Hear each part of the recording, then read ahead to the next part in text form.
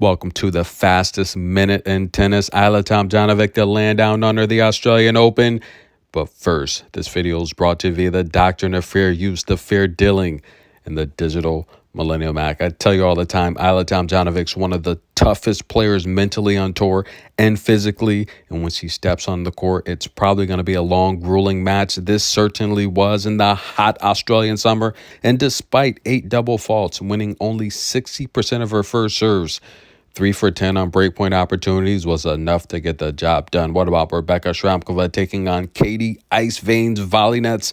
Now, this match was popcorn worthy. It would go 3 sets, ladies and gentlemen. Despite both ladies winning only 50% of their first serves, it came down to the breakpoint opportunities. That's right. 7 for 15. Rebecca Shramkova, she advances, ladies and gentlemen. Arantxa Rus taking on Olga. Go that way, ladies and gentlemen. Now, despite being outperformed for most of the match in first serves won, when it came down to it, guys, 3 for 10 on breakpoint opportunities, Olga would get the job done, winning 75% of her first serves, and she wins this match outright.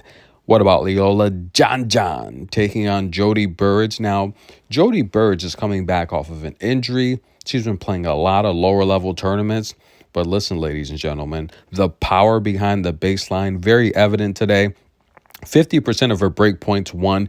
81% of her first serves won. And guess what is her prize for defeating Leola John? She gets to play, in my opinion, the best tennis player in the world. Coco Gauff, ladies and gentlemen, she has a date set for Coco. She better get some rest because that's going to be a track meet. Now, the world's ranked number 13th, Diana Shnaider, a lot of her peers are picking her to win the Australian Open. Now, if you follow the channel, I told you a few years ago, I think Diana's a walking tank. I think she's explosive. When she comes forward, she's coming forward to finish you. Taking on Elizabeth, guys. This was a very good match. Elizabeth was up early, but Diana figured her game out. And listen, ladies and gentlemen, I told you a few years ago, if Diana gets down to about 20 less pounds, I think she's going to dominate the tour. Why? Because she's very explosive. She's very fast. She's left-handed. She's good at the net. She can play inside the baseline. She can extend you beyond the baseline. I said, I think her playing weight, she has to really find that balance of a playing weight to where she can use her athletic ability because she's young and she's very mobile. And guess what, ladies and gentlemen? I've never seen her this physically fit in my life.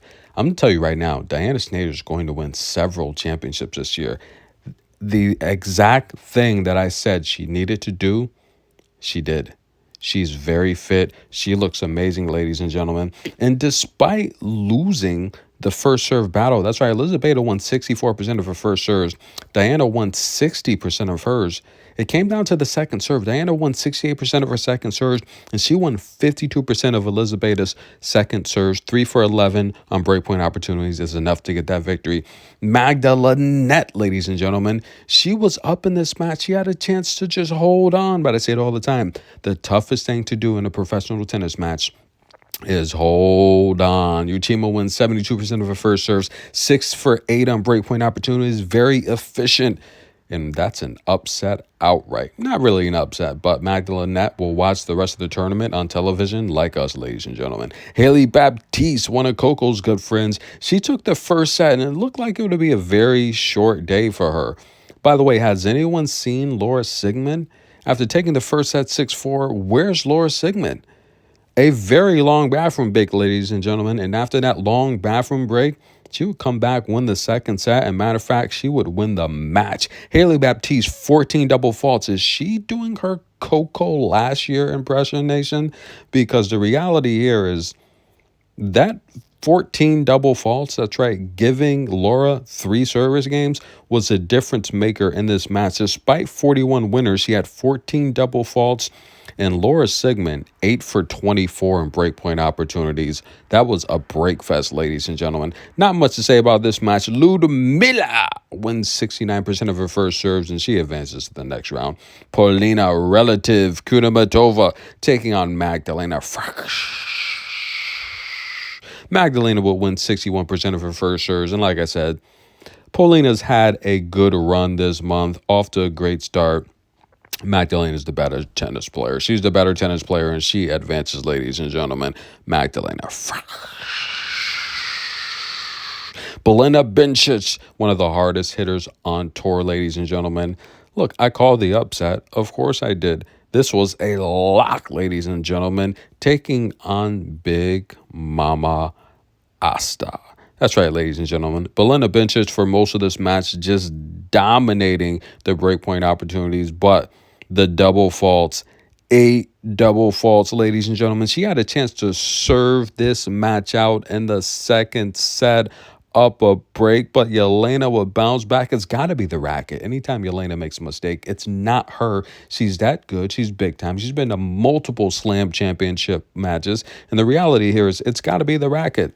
Hey, it's definitely the racket. Belinda Bencic wins this match in straight sets. That's an upset outright. What about big game Jessie P? How would she rebound after losing to Maddie Patty in the Adelaide Championship? I told you Madison Keys were going to win that match. Listen, as you get older in age, approaching that 30-year mark and above, the only thing that's going to keep you relevant is power. And Madison Keys has the power because your athletic abilities are going to start slowing down. You have to be able to isolate these faster, younger ladies that are gunning for you. Madison Keys has the power, but Maya Joint does not. The redhead from Michigan by way of Australia, if you will, should I say, from Australia by way of Michigan, whichever way, flip it, however way you want it. The redhead is amazing. She is going to have a great college career, and anytime you get to play Jessica Pegula in a slam, it's going to be a learning experience. Yes, it was, as Pegula wins this match in straight sets, backed by winning 80% of her first serves.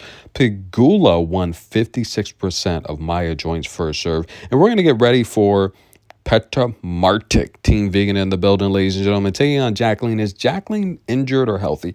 If she's healthy, I think she'll win the match, but Petra Martic, the former top 20 ranked player, what is going on? These ladies are slowing down. The tour is starting to change. We are headed into the Coco era. Petra Martic, I never thought I'd see the day where she has to qualify for a slam. Yeah, we're going to see how this match goes. Tennis in a minute. That's the quickest rundown you've ever seen. Some other scores on the day. Svitolina takes on Sorana Cirstea. Now, we all know Sorana is an amazing player, but again, the tour is starting to age. Caroline Dolehide takes out Sarah Balak. Sarah Balak's a good clay player. Dolehide in form, looked good today. Solid win.